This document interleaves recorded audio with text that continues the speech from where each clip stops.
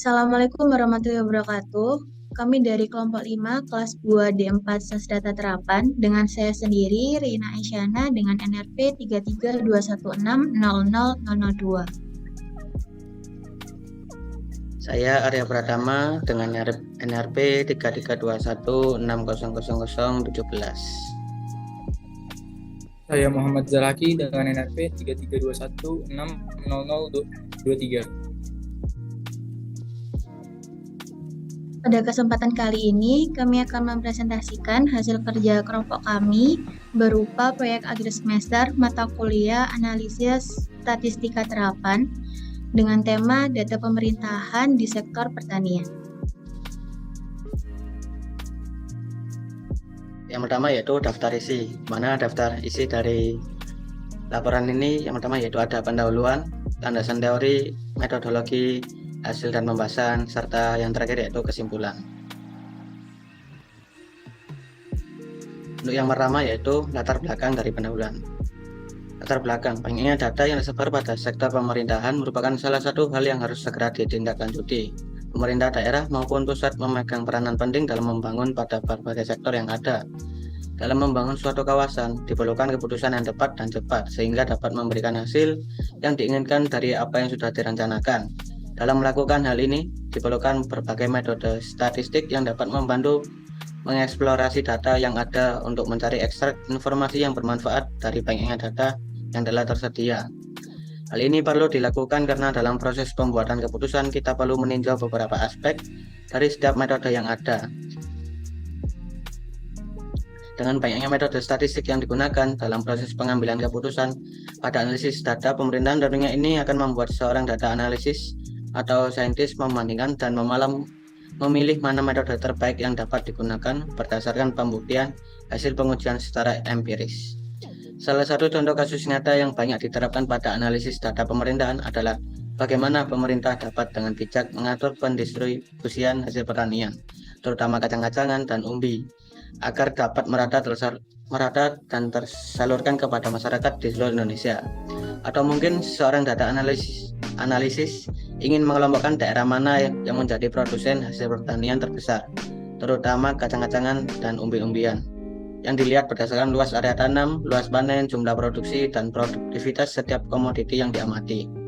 Segala hasil pengamatan dan pengujian nantinya dapat digunakan sebagai insight untuk kinerja pemerintah, terutama pada sektor pertanian dan sektor perdagangan.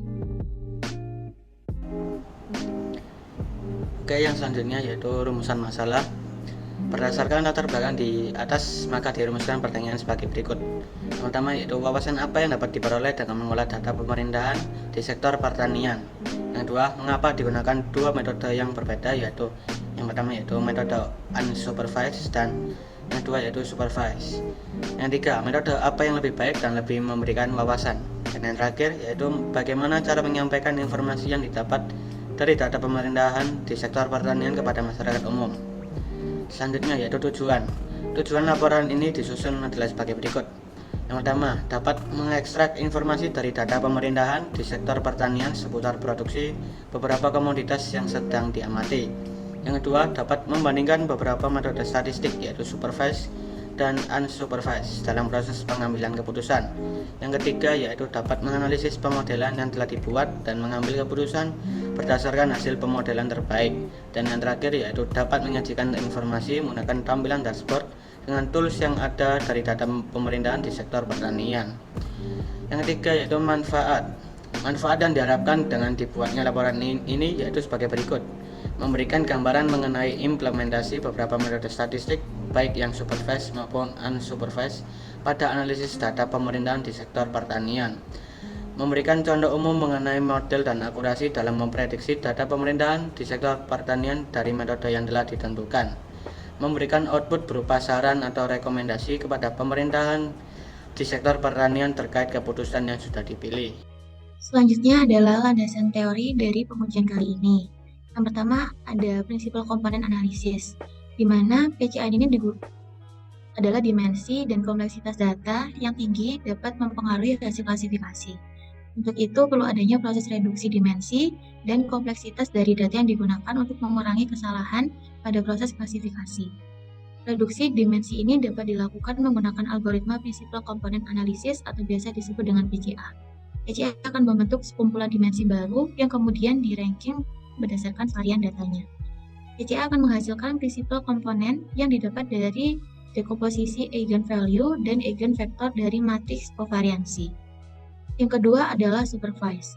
Supervised learning merupakan sebuah pemodelan di mana algoritmanya dapat membangkitkan suatu fungsi yang memetakan input ke output yang diinginkan. Pada supervised learning, data yang diolah memiliki label, sehingga tujuan pengolahan tersebut adalah mengelompokkan data ke data yang sudah ada. Proses pengolahan data yang dilakukan menggunakan supervised learning memerlukan data training. Data training sendiri digunakan dalam memprediksi maupun mengklasifikasi data. Berikut adalah beberapa algoritma supervised yang digunakan pada pengujian kali ini, yaitu ada linear regression dan juga support vector regression. Yang ketiga adalah unsupervised. Unsupervised learning merupakan sebuah pemodelan di mana algoritmanya memodelkan sekumpulan input secara otomatis tanpa adanya panduan output yang diinginkan. Berbeda dengan supervised learning, pada unsupervised learning dilakukan pengolahan data yang tidak memiliki label, sehingga tujuan dalam pengolahan unsupervised learning adalah mengelompokkan suatu data yang hampir sama dengan data tertentu. Pada unsupervised learning, tidak dibutuhkan data training dalam melakukan prediksi maupun klasifikasi. Berikut adalah beberapa algoritma unsupervised learning yang digunakan pada pengujian kali ini. Yang pertama ada K-means, yang kedua ada fuzzy-C-min, yang ketiga ada Gaussian mixture model, dan yang terakhir adalah algoritmatif hierarchy clustering. Selanjutnya adalah metodologi. Jadi metode penelitian yang digunakan dalam menyusun laporan ini adalah metode penelitian kuantitatif dan deskriptif, yaitu dengan menganalisis data menggunakan prinsip-prinsip dalam statistika dan dengan memberikan gambaran umum mengenai analisis yang dilakukan. Kemudian teknik analisis yang digunakan dalam menyusun laporan ini adalah teknik analisis kuantitatif dan deskriptif, yaitu dengan melakukan penjelasan dan analisis dari setiap langkah yang dilakukan dalam workflow serta menjabarkan gambaran umum terkait detailnya dari output yang tertera pada kode. Lalu sumber data, teknik pengambilan data yang dilakukan adalah dengan mengambil dataset yang telah tersedia untuk digunakan secara umum dari website Open Data Jawa Barat pada link opendata.jabar.jabarprof.go.id. Lalu dari beberapa dataset yang ada, dilakukan penggabungan beberapa dataset yang tersedia menjadi satu file dataset yang kemudian akan diolah dengan total data selama 7 tahun, mulai dari tahun 2015 sampai tahun 2021, sehingga hasil data akhir berdimensi 189 kali 26 kolom dengan rincian sebagai berikut.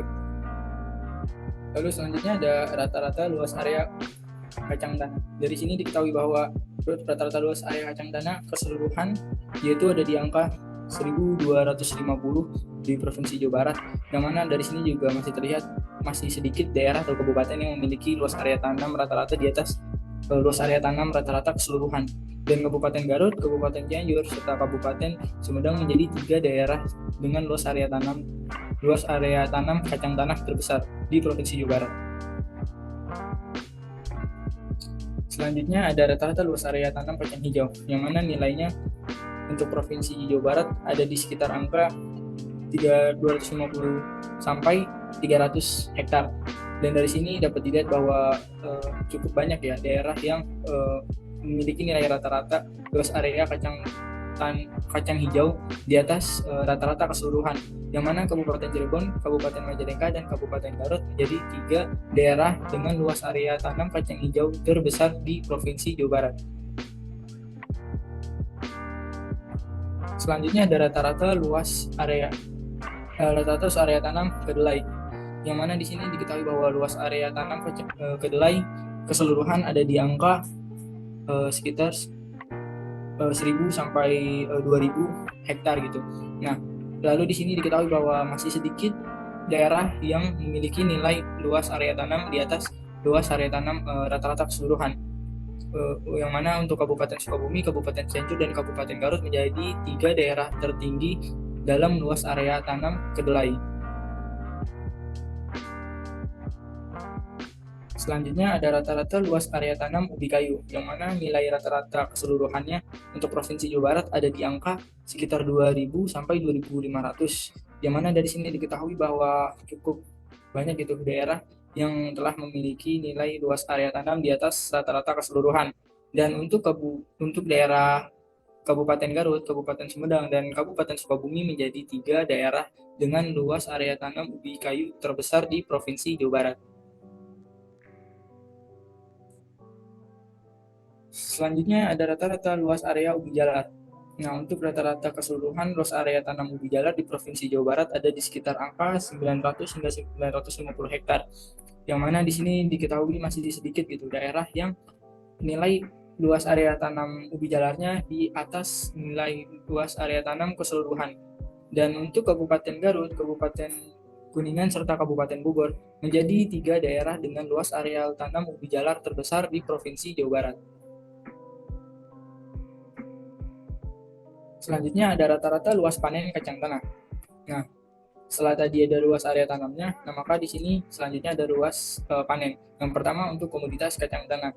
Nah, diketahui bahwa luas panen kacang tanah keseluruhan di Provinsi Jawa Barat berada di angka 1.250-an sampai 1.300-an. Yang mana di sini diketahui masih sedikit daerah di Provinsi Jawa Barat yang memiliki rata-rata luas panen kacang tanah di atas rata-rata luas panen keseluruhan. Dan Kabupaten Garut, Kabupaten Cianjur, serta Kabupaten Sumedang menjadi 3 daerah dengan luas panen kacang tanah terbesar di Provinsi Jawa Barat, yang mana luas panen kacang tanah juga memiliki faktor dari luas areal tanam, produksi, dan juga produktivitas berdasarkan plot-plot sebelumnya. Selanjutnya ada rata-rata luas panen kacang hijau. Luas panen kacang hijau untuk keseluruhan di Provinsi Jawa Barat berada di angka 250 hingga 300-an dengan diketahui bahwa cukup banyak gitu daerah yang memiliki nilai rata-rata luas panen kacang hijau di atas rata-rata keseluruhan di Provinsi Jawa Barat. Dan untuk Kabupaten Cirebon, Kabupaten Majalengka, serta Kabupaten Garut menjadi 3 daerah dengan nilai luas panen kacang hijau terbesar di Provinsi Jawa Barat. Selanjutnya ada rata-rata luas panen kedelai, yang mana nilai rata-rata luas panen kedelai keseluruhan untuk Provinsi Jawa Barat berada di angka 2.400 hingga 2.500. Dan dapat dilihat di sini bahwa ternyata masih sedikit daerah yang telah melampaui angka rata-rata luas daerah dalam luas panen kedelai.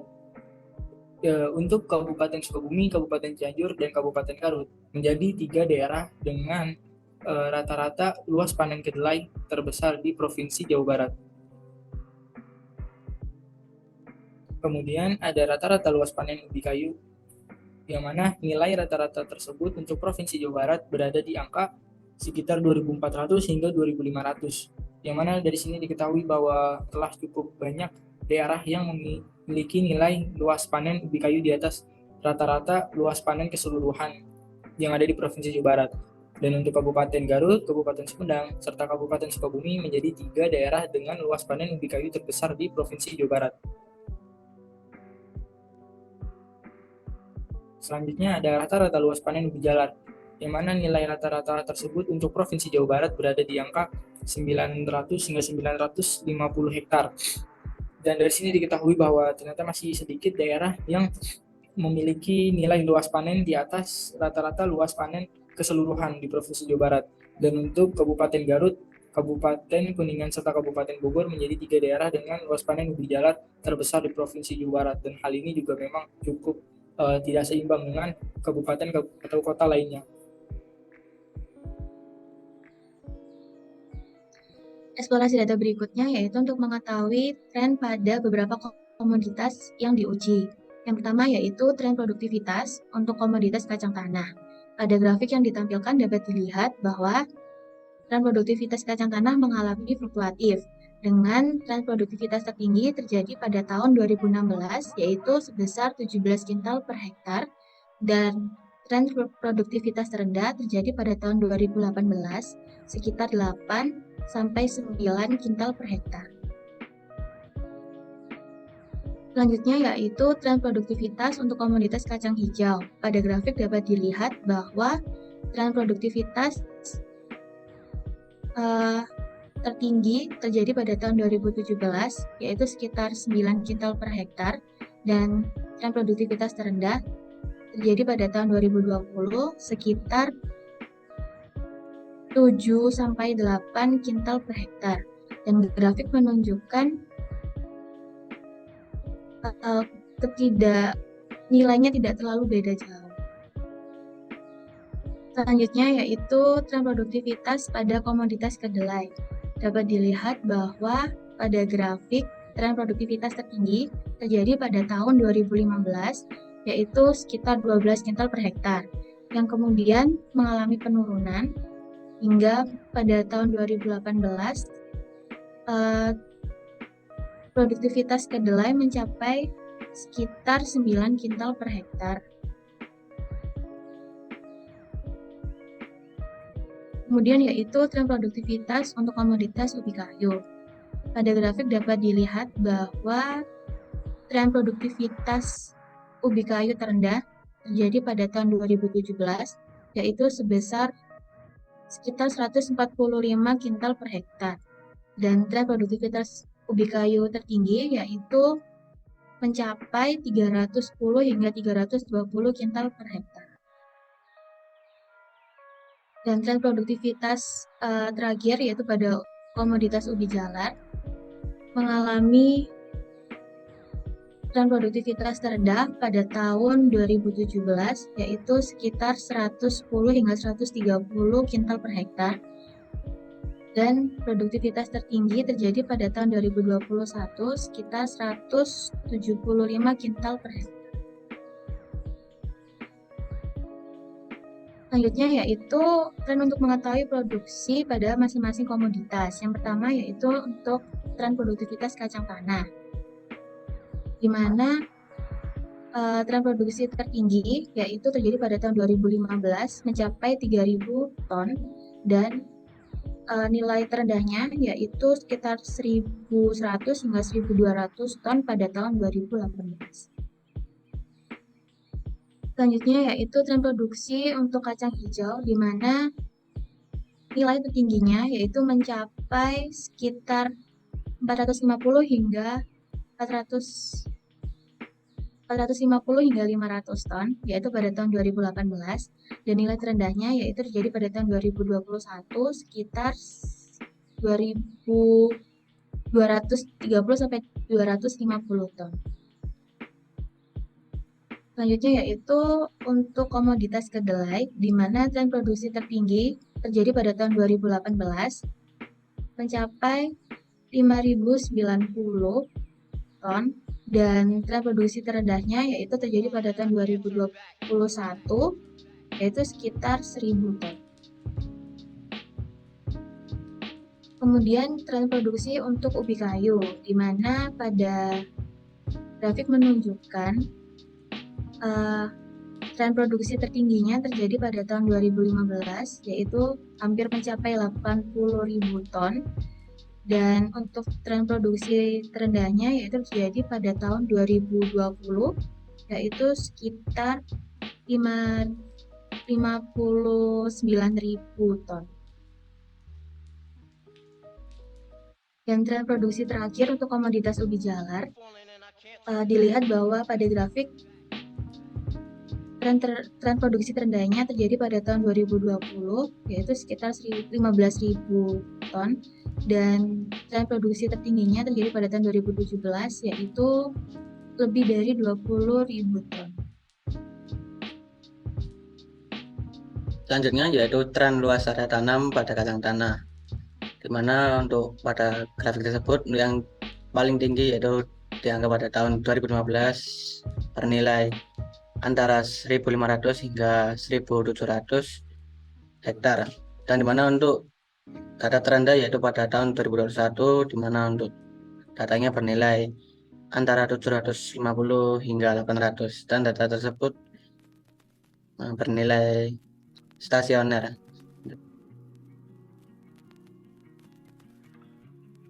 Selanjutnya tren luas area tanam pada kacang hijau, mana untuk grafik tersebut yang paling tertinggi yaitu pada tahun 2018, di mana untuk nilainya antara 350 hingga 360, dan untuk data yang terendah pada tahun 2021 di mana untuk nilainya antara 200 hingga 250, dan data tersebut termasuk data stasioner.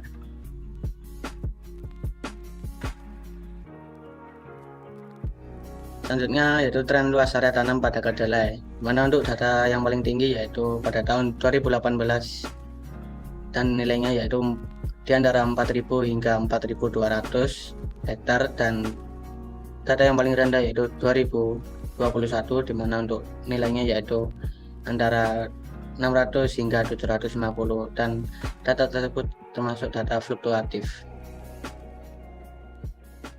Selanjutnya yaitu tren luas area tanam pada ubi kayu, di mana untuk data tertinggi yaitu pada tahun 2015 dan 2016, di mana untuk datanya yaitu sama yaitu 3.000, dan data untuk terendah pada tahun 2020 di mana untuk nilainya yaitu antara 1.800 hingga 1.900, dan data tersebut termasuk data stasioner. Selanjutnya yaitu tren luas area tanam pada ubi jalar, mana untuk data tertinggi yaitu pada tahun 2016 dan untuk nilainya yaitu di antara 850 hingga 900, dan untuk data terendahnya yaitu pada tahun 2019 mana untuk nilainya yaitu 700 hingga 750, dan data tersebut termasuk data stasioner.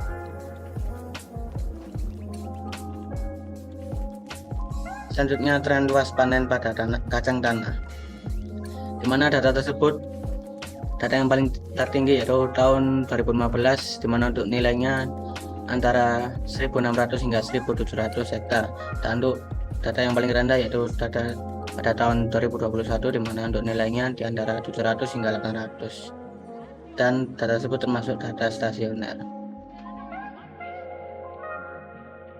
Selanjutnya yaitu tren luas panen pada kacang hijau.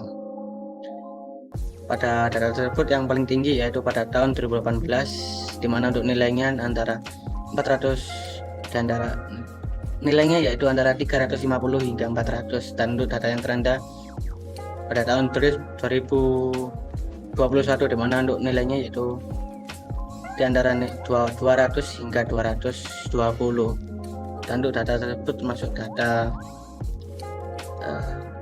stasioner.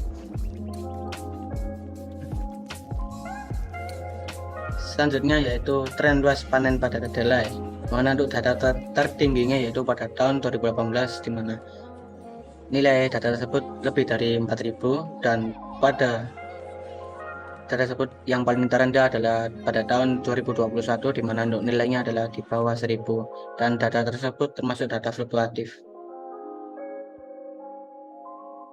Selanjutnya yaitu tren luas panen pada ubi kayu, di mana untuk data tertinggi yaitu tahun 2015 dengan nilainya yaitu di atas 3.000, dan paling rendah yaitu pada tahun 2020 dengan nilainya yaitu di bawah 2.000. Untuk data tersebut masuk data stasioner.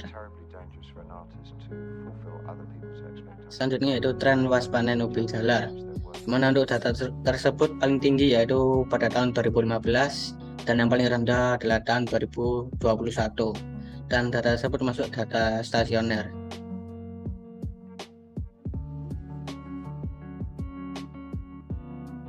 Selanjutnya yaitu pada tren luas panen ubi jalar, dimana untuk data tertingginya sama seperti yang sebelumnya yaitu 2015, dan yang data terendahnya yaitu 2021, dan data tersebut juga masuk ke data stasioner.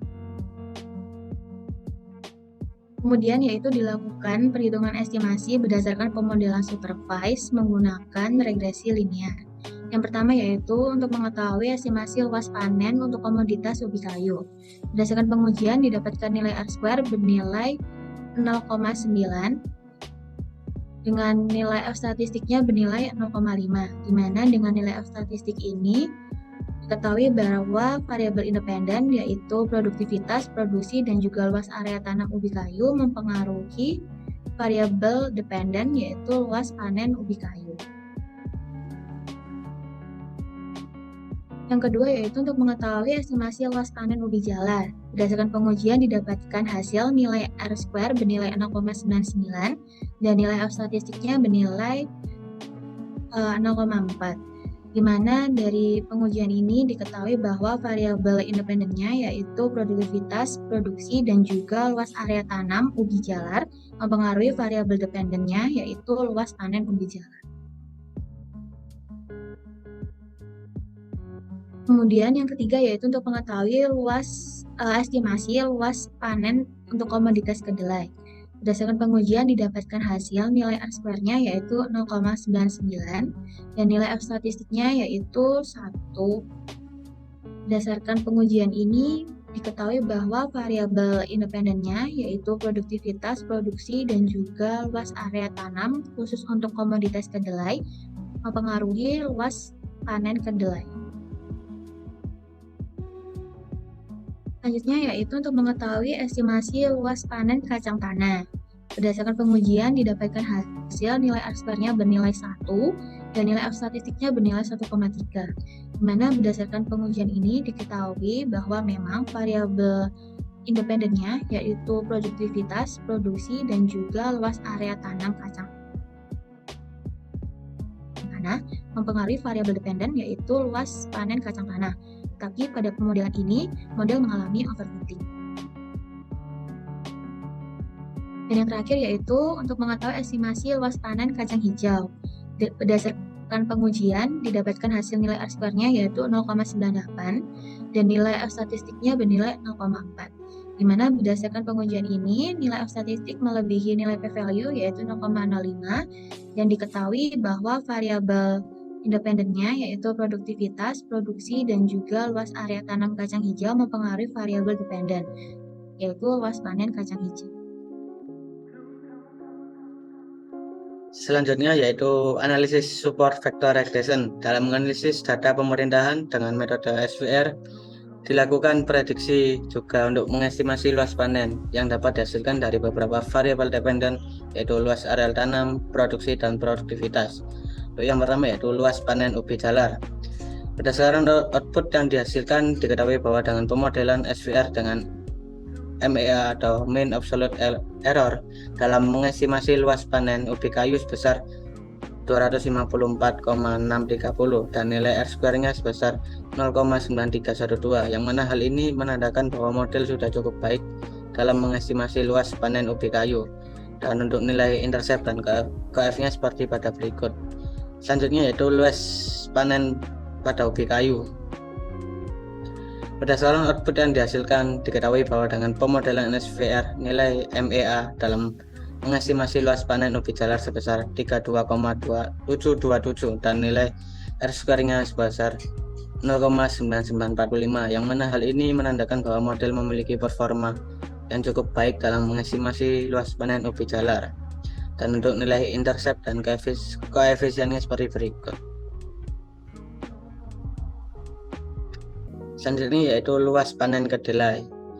Berdasarkan output yang dihasilkan diketahui bahwa dengan pemodelan SVR nilai MAE atau mean absolute error dalam mengestimasi luas panen ubi kedelai sebesar 63,669 dan nilai R-square-nya sebesar 0,99607 yang mana hal ini menandakan bahwa mengalami overfitting dalam mengestimasi luas panen ubi jalar, atau dengan kata lain variabel independen memang memiliki pengaruh dalam mengestimasi luas panen dari komoditas kedelai. Untuk nilai intercept dan koefisiennya pada PPT berikut. Selanjutnya yaitu luas panen pada kacang tanah. Berdasarkan output tersebut yang dihasilkan diketahui bahwa dengan pemodelan SVR nilai MAE dalam mengestimasi luas panen kacang tanah sebesar 33,023 dan nilai R-square sebesar 0,9912 yang mana hal ini menandakan memiliki performa yang baik dalam mengestimasi luas panen ubi jalar. Selanjutnya yang terakhir yaitu luas panen pada kacang hijau. Berdasarkan output pada gambar tersebut yang dihasilkan diketahui bahwa dengan pemodelan SVR nilai MAE-nya sebesar 8,263 dan nilai R-square-nya sebesar 0,9933 yang mana hal ini menandakan bahwa mengalami overfitting dalam mengestimasi luas panen ubi jalar. Berdasarkan data yang telah diolah dan digabungkan bersumber dari Open Data Jawa Barat, divisualisasikan dalam bentuk dashboard menggunakan Google Data Studio seperti yang tertera pada layar. Di mana di sini di sebelah kiri terdapat tabel yang menunjukkan luas area berdasarkan kabupaten dan kota. Kemudian di sebelah kanannya di sini terdapat visualisasi berupa line plot yang memvisualisasikan jumlah produksi dari komoditas setiap tahunnya. Sebagai contoh, pada tahun 2017, produksi terbesar adalah di kayu dengan jumlah hampir mencapai 2 juta. Kemudian setelah itu, di sebelah kiri bawah, divisualisasikan bar chart untuk mengetahui banyaknya produktivitas komoditas pada setiap kabupaten dan kota. Sama dengan halnya line plot sebelumnya, di sini juga dapat diketahui bahwa hampir setiap tahunnya ubi kayu memiliki produktivitas yang lebih tinggi dibandingkan komoditas lainnya. Namun setiap tahunnya mengalami penurunan. Dan yang terakhir di sini juga divisualisasikan pie chart untuk mengetahui luas panen setiap komoditas pada masing-masing kabupaten dan kota. Sebagai contoh, di sini luas panen untuk komoditas kacang hijau sebesar 24,9% dan dapat dilihat bahwa luas panen kacang hijau di Kabupaten Cirebon lebih tinggi daripada pada kabupaten kota lainnya. Nah, selanjutnya ada hasil visualisasi dengan dashboard dengan menggunakan platform Data Studio berdasarkan hasil cluster menggunakan beberapa metode. Yang pertama ada di sebelah kiri atas yaitu cluster Gaussian. Nah, di sini dilihat bahwa dot yang merah mewakili cluster 0, terus dot yang berwarna kuning mewakili dot yang berwarna merah mewakili cluster 2, dot yang berwarna kuning mewakili cluster 0, dot yang berwarna hijau mewakili cluster 3, dot yang berwarna biru mewakili, dan terakhir dot berwarna hijau kebiruan neon mewakili cluster 1. Di sini dapat dilihat bahwa setiap cluster memang memiliki jarak yang cukup berbeda dari longitudinal maupun latitudenya, karena memang setiap daerah mungkin tidak berdekatan secara geografis tapi memiliki karakteristik tanah yang sama sehingga memiliki persamaan secara cluster dalam luas panen, produktivitas produksi maupun luas area tanam. Bila kita zoom areanya, untuk salah satu contoh di cluster 2 itu ada daerah Bandung, di sekitar Bandung yaitu Bandung Barat. Lalu untuk perwakilan dari cluster 3 itu ada daerah Sumedang di sini. Nah, lalu ada perwakilan dari cluster 4 ini Majalengka yang di bagian atas. Terus ada perwakilan dari yang cluster 1 itu jadi ada di bagian bawah ya, di bagian bawah Bandung tadi. Nah, di sini di antara beberapa daerah yang di cluster 2. Nah, lalu selanjutnya ada persebaran cluster menggunakan metode aglomeratif yang ada di sebelah kanan atas. Dapat dilihat di sini juga bahwa cluster daerah tersebut terpisah-pisah gitu berdasarkan letak geografisnya. Nah, untuk legendnya di sini juga masih sama ya. Kuning untuk cluster 0, merah cluster 2, biru kehijauan neon itu cluster 1, terus biru tua 4, dan hijau ini cluster 3. Bila kita zoom grafiknya, di sini yang jadi perwakilan dari cluster 0 itu ada daerah di sini ya Bandung Barat gitu. Nah, terus untuk perwakilan dari cluster 1 ini di sini ada Sumedang sama mirip kayak tadi juga. Terus ada perwakilan dari cluster 4 itu ada daerah Majalengka di sebelah kanannya itu. Lalu untuk cluster 3 nih ada di bawah ya.